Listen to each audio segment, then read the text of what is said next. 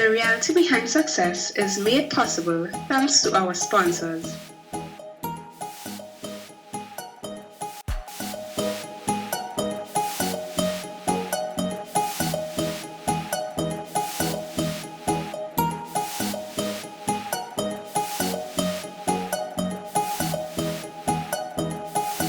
Kelly on the beat, boy. Kelly on the beat, boy.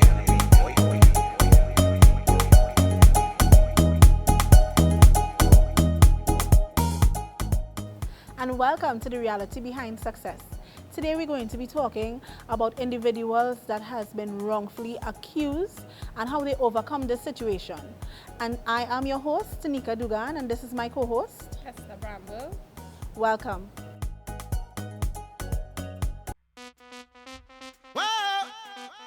Are you coming? Hey, what if you wait all year for vacation? That's great. What if you wait all year for time? That's great. Houston Hill Beach Bar. Oh, put your hand in the air, everybody. Houston Hill Beach Bar. Oh, you stress away every day. Now let me do it, let me do it, let me do it again. Let me move it, let me touch, let me play it again. Jump and splash up, behind them spread out. Having fun in the air, throwing stress away. It's about time for the family line, all in the sunshine. We're feeling fine from Sunday to Sunday, where we play all day. Well, if you wait all year for time, that's great. Clifton Hill Beach Bar.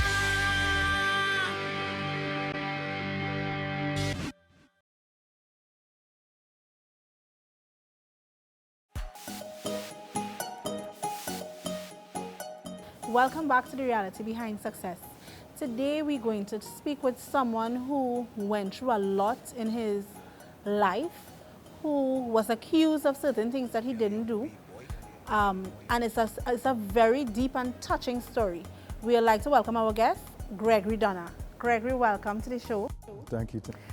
Gregory, we know that, or we heard of certain things that you did. And we would like to focus especially on the one that you were accused of. Reason being because so many have been accused.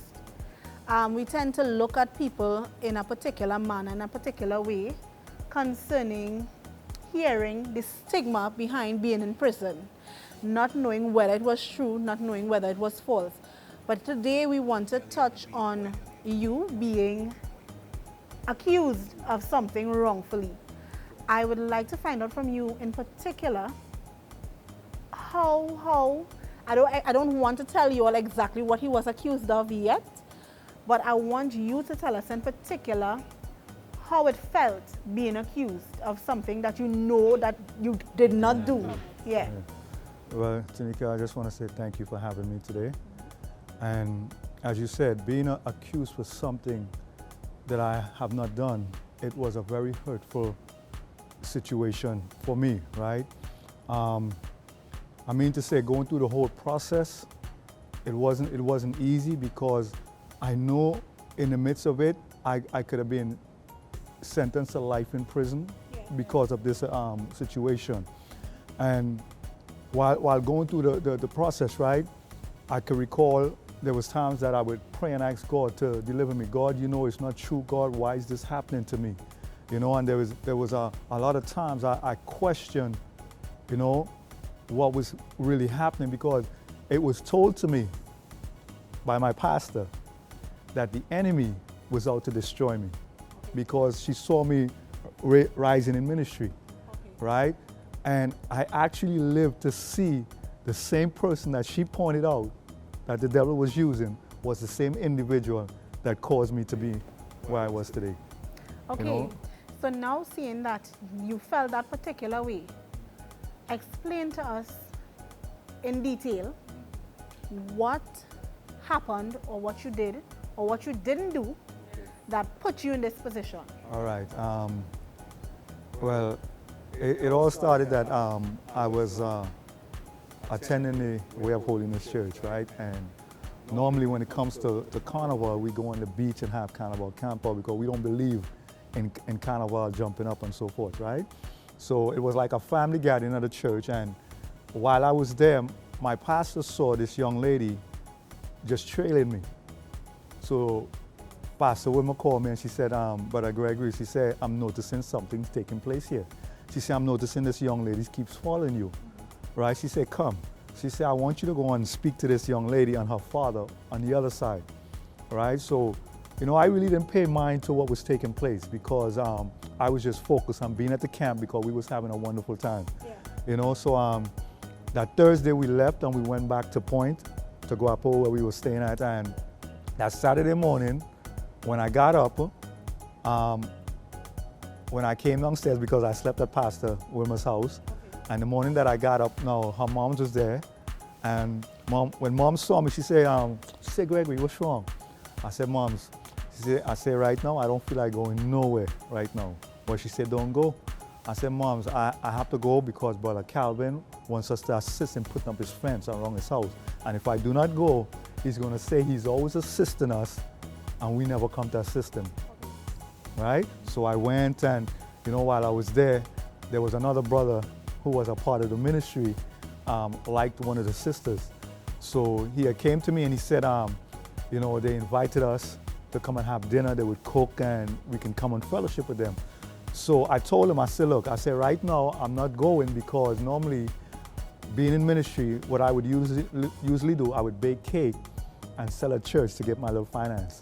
So as he kept asking me, I continued to say no, and he kept nagging me. So finally I said, okay. So I went, I said, well, let me make a phone call first. Let me call Mom and find out if I could come up and bake my cake. Well, when I called Mom's, she told me that they was going out, that when she comes back, I could come. So I told the brother, I said, okay, I would go with you. So we left and we went to their home and everything, and when we got there, we met their family and so forth, and you know, things wasn't even prepared. There was no food, there was no nothing, and you know, we stayed there for a while. It was like a setup. Yeah. Okay. Yeah. Just to see you. Yeah. Okay. You know, so we stayed there for a while, and then I'm waiting for Mom to call me, and I find it was taking long and it was starting to get dark. So I told the brother, I said, look, you see this? I'm leaving. I said, I have to go and take care of my business. I need to go and bake my cake for tomorrow. So when I told him I was leaving, I walked away and I went to get a taxi, and they came rushing into the taxi with me to come down where I was living at. Okay. You know, so we ended up at my place, and well, the brother left and went to where they was living to get food for the sisters and myself. So y'all didn't get any food at all? No. Okay. You know, so what he did, he came back with a big bowl of popcorn that he popped at his house, you know, and then they came, and you know, I find like he was taking too long because I didn't want to be there, you know, but I don't know, for some reason, I don't know why I stayed when my spirit was telling me to leave and to go from, you know, and I just allowed myself to be engulfed with what was taking place, you know, and I stayed for a little while, and then it was getting dark, so I'm telling the brother, I said, like, let's go. But he wanted to stay because, you know, I mean, like in the other sister, he wanted to stay, you know. But Tanika, in all this, I was wrong for allowing myself to be involved in it because, I mean to say, but being in it caused me to be in a situation like that. I know you say being in it and that kind of thing, but I want to know now, like how it end up in this position, where you end up in that particular position. And I also want you to tell the viewers exactly what position you were in at this present point. So how did you end up in that position to be accused of that? And what were you accused of? Okay. Now, well, I was accused of rape, right? While we was at the house, right, well, things kind of happened where myself and the young lady, we stepped aside. I allowed the brother to use the house where I was staying at, right, with the other sister. And myself and her went to another place, and we had a blanket and we spread it and we just lime in, and one thing led to another, and we had sex, right? Now, it was not something where I held on to female, it was consensual sex that we had, and after that, we left and we went liming, you know, the four of us, and we went liming with some other brothers and sisters, right? And a week later, I was arrested for rape. You know, while I was at home preparing to go to do on the radio station, I saw the police jeep come into the house, right? And the same brother that I was with who took me there was the same brother bringing the police on me. And I'm asking myself, what did he do wrong? That, you know, but not knowing they was coming for me, right? And when the officer came, he asked me, he said, are you Gregory Donnor? I said, yes, sir, I am. He said, there's a young lady at the station who said that you sexually assaulted. I said, no, I did not. I said, we had consensual sex, right? And then he took me to the station. And when I went to the station, he took me to an office where the young lady was. And she identified me as Gregory Donnor. And he asked her twice, and then he arrested me for the charge that I was arrested for. And that's when Pastor Wilmer came in the station and told the officer that you're arresting an innocent man, because the young lady, evidently the young lady had went to Pastor Wilmer and told her that I never raped her. Oh. All right? Okay, so how much years did you get for this charge? I was tried and convicted and given a 15-year sentence for a crime that I didn't commit. Let's take a break, and when we come back, we will discuss with Gregory Donnor the time spent in prison for the past 15 years and what he did and how he overcome that situation in prison. We'll be back. Whoa! Are you coming? Hey! Well, if you wait all year for vacation, that's great. Well, if you wait all year for time, that's great. Houston Hill Beach Bar. Oh, put your hand in the air, everybody. Houston Hill Beach Bar. Oh, your stress away every day. Now let me do it, let me do it, let me do it again. Let me move it, let me touch, let me play it again. Jump and splash up, the hand them spread out. We having fun in the air. Throw your stress away. It's about time for the family line. All in the sunshine. We're feeling fine from Sunday to Sunday. Play, we play all day. Well, if we wait all year for time, that's great. Clifton Hill Beach Bar.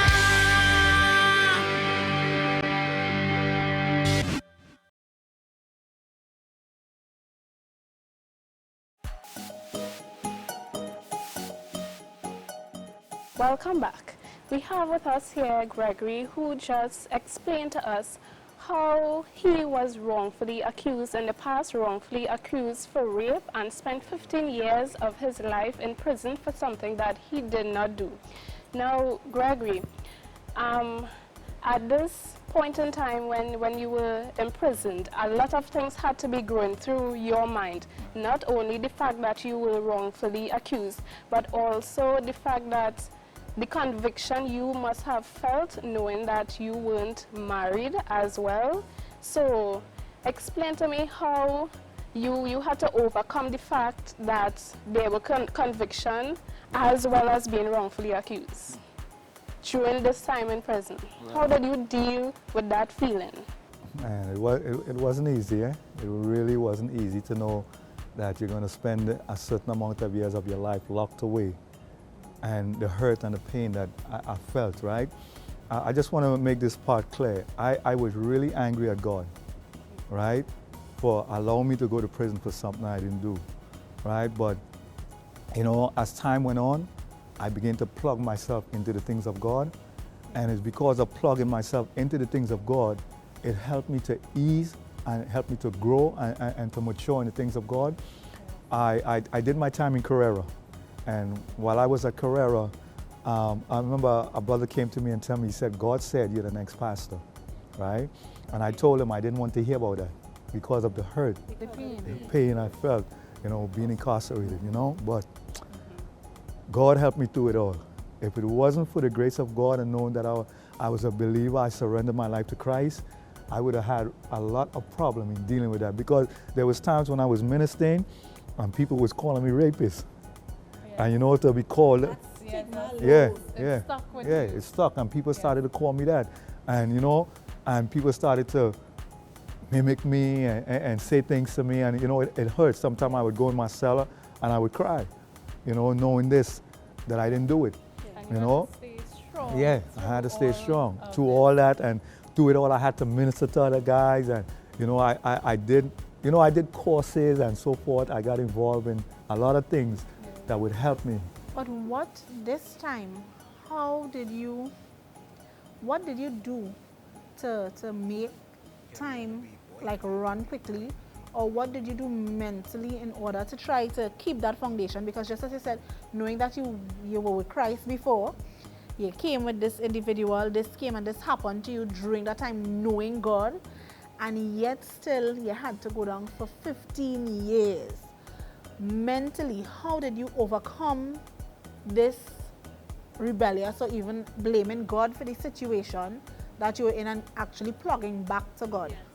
Okay, well, one of the things I realized that I had a part to play in it, and that helped me as time went by. It helped me to realize, hey, Gregory, it would not happen if you would not allow yourself to be there. So it's not, right? You can't put that But full yeah, blame on yeah, God yeah. because you had a Part to play in it. So that helped me to come out of that, and I began to study the Word of God. I began to minister. That happens a lot because people tend to blame God for everything that actually happens to them when they have a big part or a major part to play in the situation. Correct. You know? Correct. So I'm glad that you actually came out and say something like that, because admit that.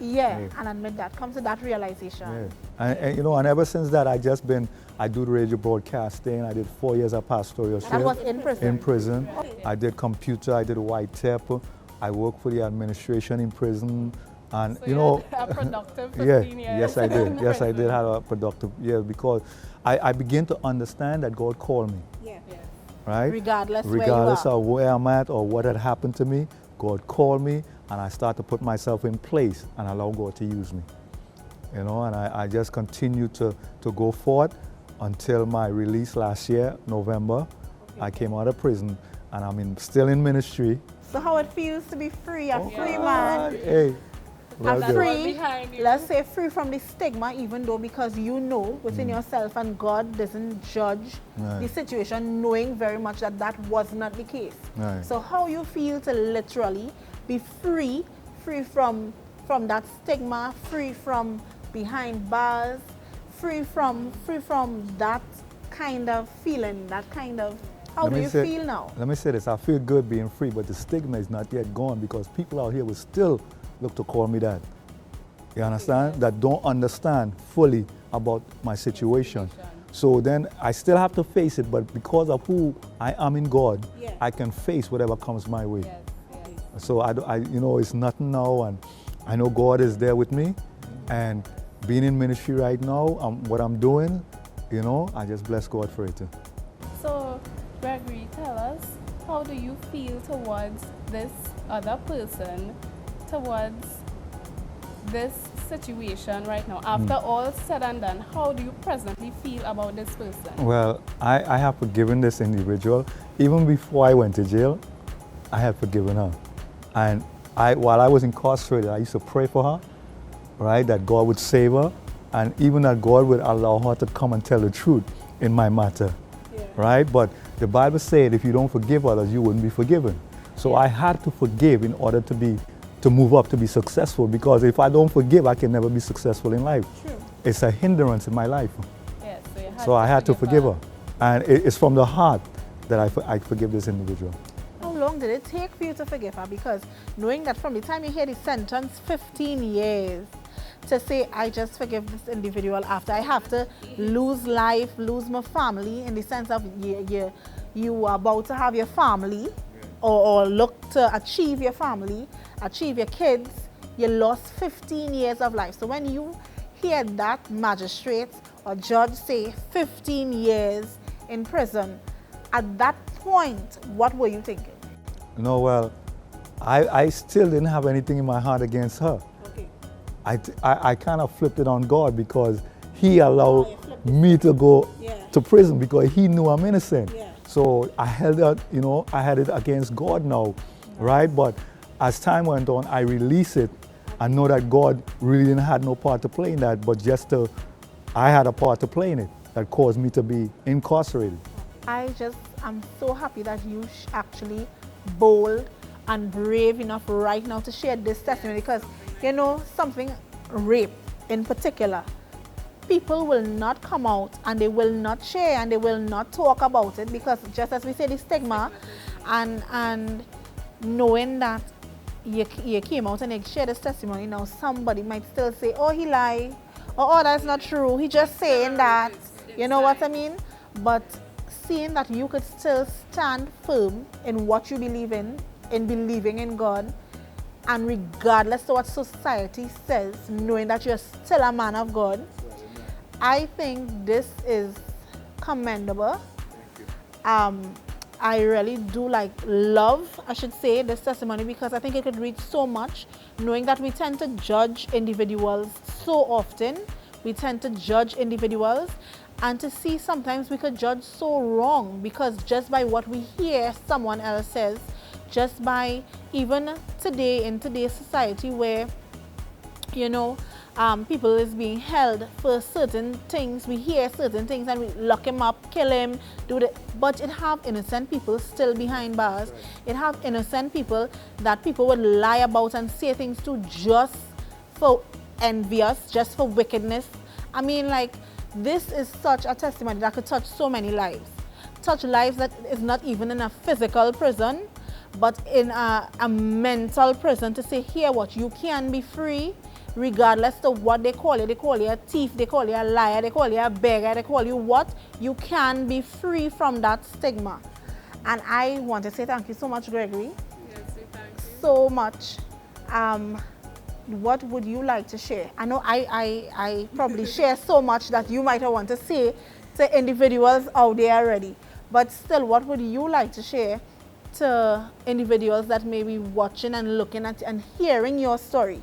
What would you like to say to them? No, I just want to say this, right? While I was incarcerated, I collected a lot of articles on men that got innocent rape. And the majority of these men didn't have Christ.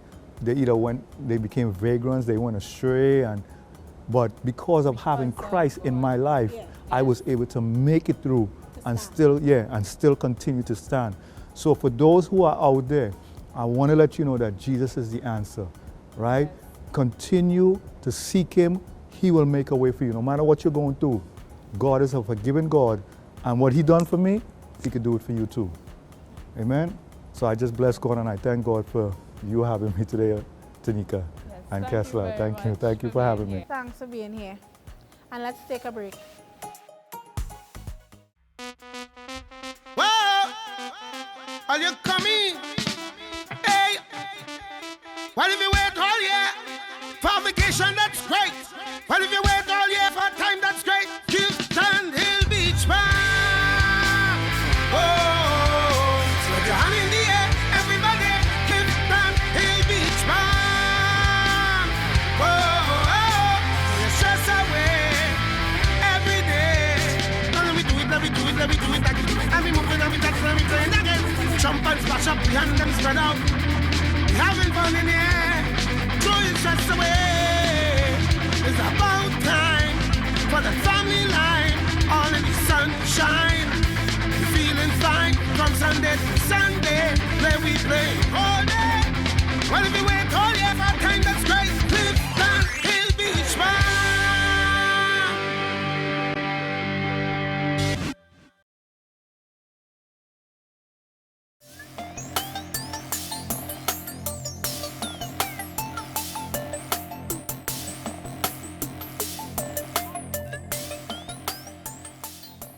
Hi, welcome to the giveaway segment. I'm Ananda. Let's see who knows. Good night, sir. What's your name? Martin Ramlochan. John Howard. Shaka Thomas. Good night, ma'am. What's your name? Raquel. Kalisha Ramnas. Samara Garcia. Hi, my name is Aliyah Charles. My name is Mrs. Belfast. Can you tell me what Judas betrayed Jesus for? How much did Judas snitch on Jesus for?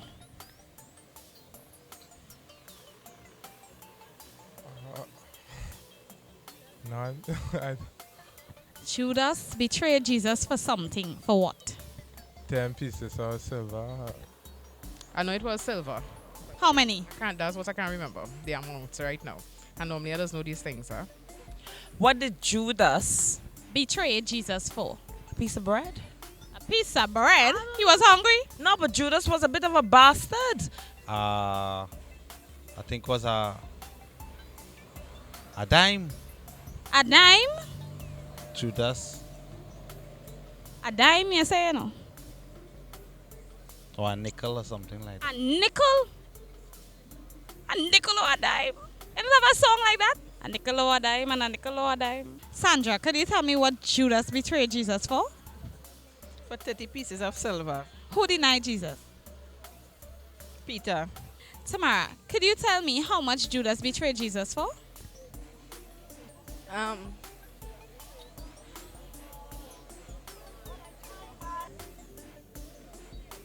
Who denied Jesus? The Pharisees.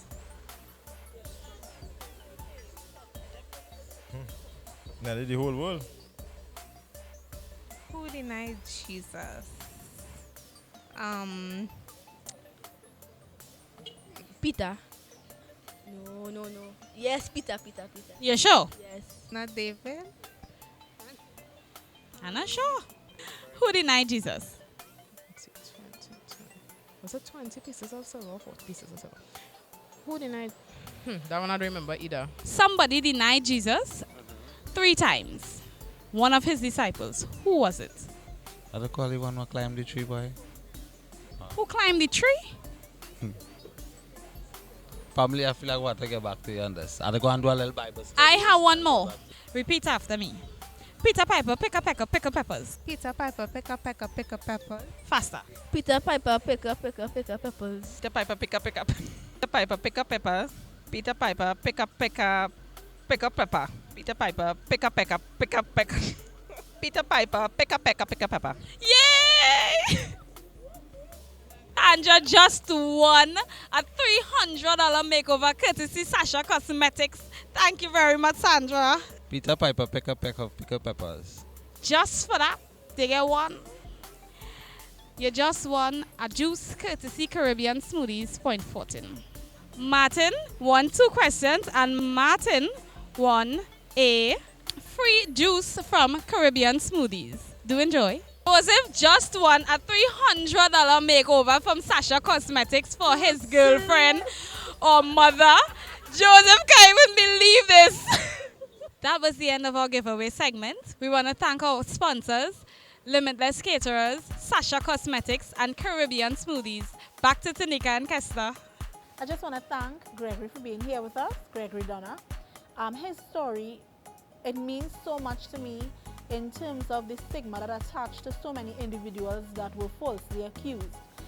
I hope it did something for your life, because God can heal and fix any situation that we may be faced with or may be going through at this present moment, that it is overwhelming right now, because I have so much to say concerning this. I really enjoyed the program today, Kester.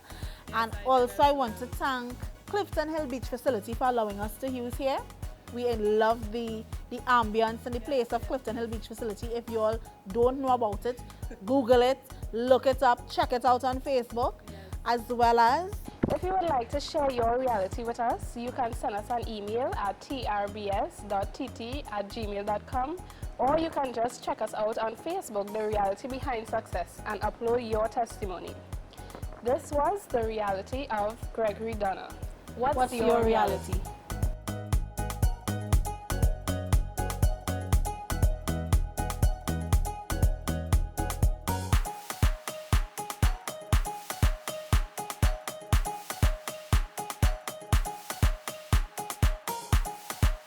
The reality behind success was made possible thanks to our sponsors.